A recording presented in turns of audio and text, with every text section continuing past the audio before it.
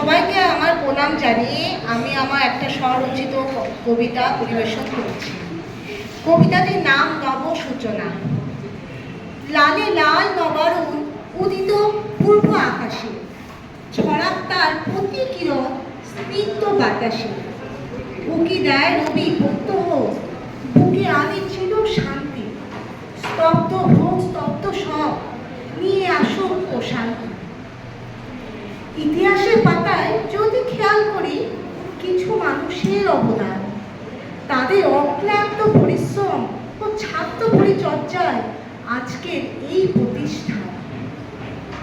হয়তো ছিল না সেদিন এতটা আড়ম্বর, হয়তো ছিল না নানা ক্ষেত্রে এত নম্বর, ছিল না হয়তো আজকে রঙিন চমকালো দিন, তবু প্রতিটা ছত্রে ছত্রে তাদের যে কত দিন। এই দিন মাথায় দিয়ে তাক লাগাতে হবে বিশ্ব মাঝে। কত আলো কত ফুল প্রাঙ্গণ ভরেছে অপরূপ সাজে। দিগন্ত ব্যক্তি জুড়ে কত মেধা আসে, তাদের করিও যতন প্রভু যে হাসে।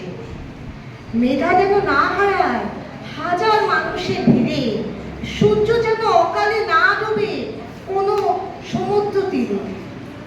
কেউ কবু করেনি যা তাও ভেবে দেখি নবসূচনায়, কেউ যে দৃষ্টিতে চায়নি তাও ভেবে দেখি নব উন্মাদনায়।